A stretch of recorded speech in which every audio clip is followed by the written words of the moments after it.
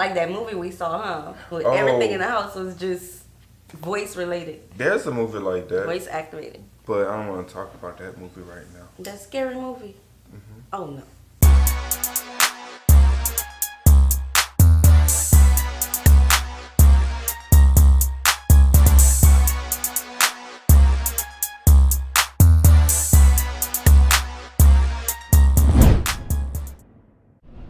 What's good, y'all? It's the Demouchets React, and we're back with another video. Who we got today, C? Today we are back with another American reaction. We're super excited about this video, guys. If you're new to us and we're new to you, make sure you scroll down, hit the red subscribe button, and turn on the post notification bell because we're on the road to 50K. And we could not get there without you guys, all right? Join the family. Without further ado, let's get into the video. New Zealand is the fourth richest country in the world as of June 2021, according to Credit Suisse. While this tiny country only has around 5 million residents, it's making big waves for the wealthy all over the world. Let's see what it's like to be a billionaire in New Zealand. New Zealand has less wealth inequality than in other countries. It has 214,000 people in the top 1% of global wealth and 1.97 million in the top 10%. New Zealand has unexpectedly become the safe haven for many Silicon Valley-based billionaires, like Google co-founder Larry Page, who became an... Hold on, y'all. I know people love money, so we just gonna get straight to it. Like, who would enjoy being a billionaire? Like, who wouldn't want to be a billionaire? That's some people. Now, you got to think about it. Now, they got some people that be like, I'm cool with living the way I'm living. That's fine for you. That's fine. But then they got people who say, you know what, I would love to be a billionaire. Like, for instance, saying I would not want to be a billionaire is like stumbling across a lot of money or winning a lottery and then giving it all away just to go back to live your regular lifestyle. Look. I want to live out all of my wildest dreams, all of my aspirations. Oh, yes, no doubt. My childhood goals. I want to live it all out, okay? Live life to the fullest. To the fullest. Oh, my God. Official Kiwi in November 2020 the country's investor co-founder. Visa. Yeah. The visa requires applicants to invest $10 million in New Zealand over a 3-year period. At the time of this video's publication, Larry has a net worth of $127 billion. Ooh. This trend was started by PayPal co-founder Peter Thiel, who said that New Zealand was the best place to end up should society collapse. That's not a joke either. Peter has a net worth of about $3.7 billion when this video was written. The country is self-dependent on food and energy with a stable political system and temperate climate. Back to Larry Page. While details of where he's spending his money in New Zealand is unknown, it's likely he'll settle down in Auckland. The ultra-wealthy want scenery and security, and New Zealand can offer that. Homes in the area for this wealth class are reaching over $7 million. Peter Thiel owns a luxury 5-bedroom mansion in an area called Queenstown Hill, and it's believed to be worth over $4 million. The richest for only 5 bedrooms is Graham Hart, who lives Wait a minute. For only 5 bedrooms? Yes, he's living in a 5-bedroom luxury apartment that's worth over $4 million. They said apartment? Apartment? Hold on. Jesus. Hold on. And security, New Zealand can offer that. Homes in the area for this wealth class are reaching over $7 million. Peter Thiel owns a luxury 5-bedroom mansion in an area called Queenstown Hill. Oh, y'all said apartment. Y'all picking with me. I'm joking. Yo, 5-bedroom mansion. Oh, Jesus. Everything must be electronic. Everything. You must be able to say house open and the doors open. Windows start coming up and everything. Refrigerator kick on. Like that movie we saw, huh? With everything in the house was just voice related. There's a movie like that. Voice activated. But I don't want to talk about that movie right now. That scary movie? Oh, no.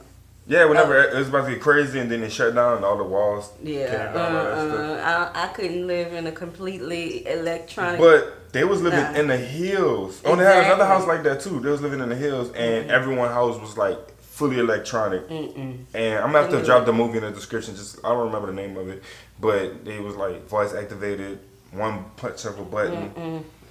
Couldn't do it. 5-bedroom though. Give me mansion, 5-bedroom.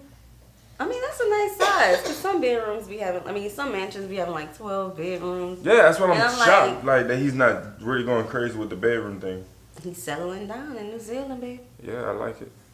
For $4 million. The richest born and raised New Zealander is Graham Hart, who leveraged buyouts to create a packaging empire. His holdings aren't in any amazing companies. He's invested in everyday products like aluminum foil, milk cartons, water bottles, he and was smart. paper. Graham is definitely living life luxuriously in his $31 million mansion. His mansion sits on the top of cliffs with beachfront views of Half Moon Bay and the Hauraki Gulf. The mansion has an indoor and outdoor swimming pool with Why a the guest trees house look and like even they a tennis properly court. But he's not spending all of his time in New groomed? Zealand. In 2019, he bought a $34 million penthouse in New York's West Chelsea neighborhood. Man, the penthouses be jumping though. The 5-bedroom penthouse Like, has get your over penthouse, you 5,700 square feet of Bro, indoor we're space. talking about it. There go your 5-bedroom apartment. He got it in New York. But it's a penthouse, and I'm pretty sure it's on the 84th floor. So you gotta think about that though. Like them penthouses are really nice. Yes. And you can get a lot of bang for your buck, and you can save a lot of money just by living in one. You know what I'm saying? So. Definitely. But he was good. smart with his investments. He invested in things that people need, Right. will always need. Aluminum foil, I think it was aluminum foil. Milk cartons, and I forgot the other stuff. But you gotta he think was about smart. it though.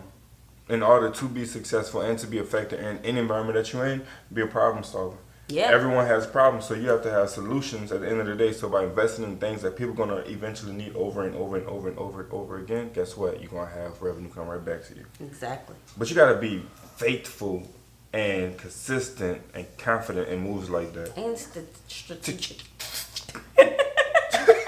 Definitely You that be quiet, I too. couldn't get it No, out. I was just saying because that's how I am. If you are strategic, guess what? You are going to have a move around obstacles that only you can get around. Yeah. Because you're going to know the moves and everything. You feel me? So, okay, bro, that was genius. I'm loving this video. Yes. I'm loving it. 322 feet of outdoor space. Graham owns at By the least 2 84th floor. Bombardier Global Express BD 700 private jets. It's also reported that he owns a yacht named Ulysses, which has around 116 meters in length with 15 guest cabins and 24 crew cabins.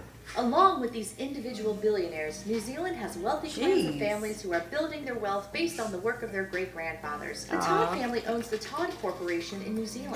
The family is also interested in extracting and refining petroleum as well with assembling cars. They have a net worth of about $2.7 billion, which is nothing to scoff at. This next family truly comes from humble beginnings. With a net worth of about $1.9 billion at the time this video was produced, the Mowbray family had humble beginnings and did not grow up wealthy. Their parents were a teacher and an engineer. The 3 siblings, Nick, Matt, and Anna, got a $20,000 loan, which they have turned into a family fortune. They had been dreaming about starting a toy company even back when they were 12 years old. Toys. The company makes inexpensive toys that are engaging and innovative. Today, Zuru has a presence in over 120 countries and makes around $400 million annually. Even though he's not currently living in New Zealand, Richard Chandler is still a Kiwi. He moved to Singapore in 2006, where he runs his personal investment outfit, Claremont Group. At the time this video was produced, Richard has a net worth of about $2.3 billion. He and his brother Christopher got their start in 1986 when they sold their parents' business and then started the investment firm Sovereign Global in 2006. Claremont Group is connected with Sovereign, and it has tons of investments in healthcare, technology, and financial services. The firm also owns Home My Medical Corporation, which is the largest private healthcare group in Vietnam. Like Richard Chandler, Peter Cooper no longer lives in New Zealand. Instead, he's living in California, where he built most of his wealth. His net worth is around $2 to $3 billion at the time of making this video. Like the other billionaires in this video, he's made his money from investments. His company, Cooper & Company, was behind the development of the shopping center, Britomart. His company also developed the luxury vacation spot, The Landing in the Bay of Islands. Finally, Peter's company went to the United States and developed South Lake Town Square in Texas. By the way, did you know Barack Obama stayed at the Landing when he was visiting New Zealand? Peter definitely felt that success when that happened. He was also part of the creation of the brewing giant Lion Nathan. He may have left New Zealand financially stable, but he's coming back as a billionaire. Sir Michael Friedlander started his career almost 50 years ago, but unlike some of the other billionaires on this list, he's very much dedicated to making philanthropic contributions to his country. At the time this video was written, Sir Michael has a net worth of about $1.4 billion. In 2016, he was made Knight Companion of the New Zealand Order of Merit as a thank you for his contribution. Sir Michael gained much of his wealth from his large investments in Ponsonby and Grey Lynn, plus Rumera, Parnell, Mount Eden, and Onehunga. He used to be a practicing lawyer and was a partner for 40 years at Keegan Alexander. Between his knowledge in investments and the law, it's no surprise that he was able to gather so much wealth. And again, unlike other billionaires on this list, he's focusing his money on making New Zealand a better place, which is definitely admirable. While Michelin star ratings are few and far between in Australia and New Zealand, billionaires know just the right places to go to get a gourmet meal. Most billionaires hang around Auckland, which has 3 Michelin star restaurants as of January 2021. Okay, so what I have learned about becoming a billionaire so far is investments, and don't be afraid to move around. Right. So. But that first word, when you say investments, are we talking about stock investments or investment into things that you know is gonna like pop? Not necessarily things you know that's gonna pop. Like earlier, we were talking about problem solving, investing in that. One of the billionaires, I don't remember his name, but the one who moved to California, he invested in a luxury resort, landing something. I don't know if it's a resort, but landing in New Zealand. He has a town square in Texas. What else did he do? A shopping center in California, all of that. So it's like, don't just do everything in one location, right? Or one, investment opportunity, I guess. It's called the peanut butter method. Oh my God, the peanut butter. When you rub the peanut butter on the bread, you don't want to just put the peanut butter on one side of the bread and then eat it. Okay. You want to rub it out, right? You want to spread it thin. You feel what I'm coming from? You want to let it go across the map as far as it can. Okay. And give back.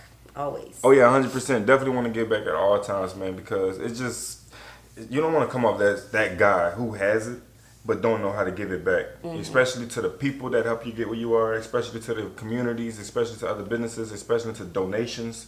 All these great things, because your name is going to be, especially if you're in the business of giving, if your name is connected to it, you want to be in the business of giving back. Right. The best rated restaurant is the Grove Restaurant, which is led by Michelin-starred chef Mark De Passario. Reservations have to be made months in advance, and plates are around $85 to $120, which is a deal compared to other Michelin-starred restaurants. Another restaurant regularly enjoyed by billionaires is Siddharth Restaurant, led by Sid Sarawat. This Indian-centric restaurant also specializes in wine pairing with your meal for the ultimate experience of culture and tradition with every bite. He also runs the restaurant Sid at the French Cafe. This Michelin chef gets around. The restaurant offers a 4-course meal for guests, giving them lots to choose from. Clearly, billionaires in New Zealand are still in the infant stages of watching their country become more catered to the ultra-wealthy. One of the most expensive neighborhoods is Queenstown Hill, as I mentioned earlier. There's an estate known as Wayuna Estate, and it's worth around $14 million. But that's not the most expensive place to live. In 2013, an anonymous buyer paid over... I said that house. That house don't look like, I mean, again, but it's just probably another 5-bedroom home. Look like they may have gold ingrained into the walls or something. You know, it's definitely probably the marble. The marble. It's probably the paint. Child, it's probably the marble. Doors. They probably know of some. Well, I'm pretty sure they know of more materials that we haven't even heard of before. Oh yeah, and we're gonna get our hands on it. Don't worry about it. It's coming. But again, just because listen, when I tell you guys, we see houses like this on a regular basis, but it's just the network of it that we don't know. So me and Baby can be riding around, and we can come across a home that looks very luxury, and she'd be like, you know what? Let's see the network of this home, and you guys will be surprised at the prices that these houses are, man. It's amazing. We be in neighborhoods that has $3 million homes. Yeah. Like, for real talk. So when I'm seeing this on here and these houses don't look as big, but the network's like $14 billion. Oh.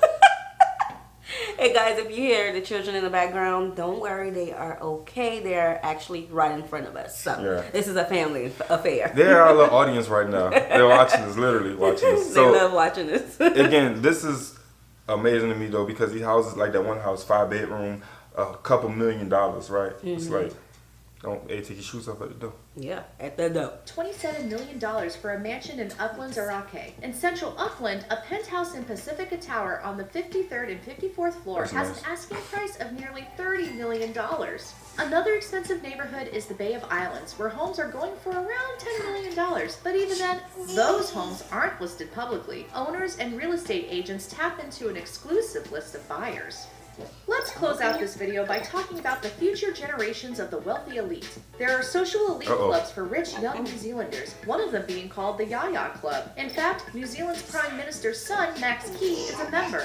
These rich kids are enjoying helicopters, designer clothes, fine dining, and exclusive memberships to the most elite social circles. While these kids are born with money, many of them are starting to pioneer their own wealth while using their parents' connections to rise to the top. Sadly, these rich kids are rarely exposed to less wealthy circles and don't have a lot of knowledge when it comes to politics. They're also less involved in community activities. In other words, they're not leaving their elite bubble. But what's interesting is that there is a generation of young rich Kiwis who are making their own fortunes who are not coming from wealthy families. Perhaps those rich kids will be the ones to make a difference. What's interesting about the wealthy population in New Zealand is that they have about $93 billion stashed away in trust, which is nearly 70 times more assets than the average Kiwi. Would you want to live in New Zealand? Tell me about it in the comments. That's all I got for today. Thanks. Yeah, so what I have gotten is, I would have to be a millionaire to move to New Zealand. Yeah, no doubt. I mean, even if we wasn't a millionaire, New Zealand is still a beautiful place. It is a beautiful place, especially to visit. But you know, a lot of our New Zealand supporters have said, make sure you have money when you come. No doubt. Come visit. Yeah, no doubt. Don't want to leave broke. So one thing about the young elite. Excuse me. They're not too, you know what I'm saying, knowledgeable about politics. So when I hear that, I know that the adults, their parents are. Yeah, of course. So it would make more sense, you know what I'm saying, to know your politicians and the group that you're around. Yeah. In order to be, not to be successful, but it plays a role. It's connected at some point. It does. I think when you're having something handed to you on a silver platter, you, like they said, they don't want to leave their bubbles. Right. In comparison to the young Kiwis who are creating their own fortunes, I'm pretty sure they're aware of things. But like I said, you're handed something on the silver platter, you're not worried about nothing else. You're having good, you know? What? And that's not just New Zealand, that's anywhere. 100%. When you're given to, but again, like you said, for the ones who have to go out there and make it happen for themselves, that knowledge of knowing with politics, anything that all comes with the struggle. You know what I'm saying? Because that way when you do make it, it's like, okay, I'm the adult of all of this, and when I do have a child, I can teach them everything that I know. And when that child probably get it, I want them to understand the same thing that I had to go through so they can, you know, gain that type of knowledge. But 90% probably won't do that. They just want to enjoy the riches, save it, and be like, I'm fine, I'm good. Right. I don't know. New Zealand is definitely a place that we'll have to go by ourselves. That's a luxury vacation, okay? I feel we that. expose our children to New Zealand too young, they're going to come back talking about, pour me a glass of champagne. With the like, pinky child, out. Yeah. What? No doubt. Champagne? She's doing champagne. Put that back. Yes, so guys, we enjoyed this video. We hope you all enjoyed it with us. Like this video, subscribe, turn on the post notification bell. We have enabled our super thanks if you like to support the channel that way. And we would love to receive some New Zealand meal. So make sure you check out our description box below for our mailing address. Right. We'll see you soon. Peace.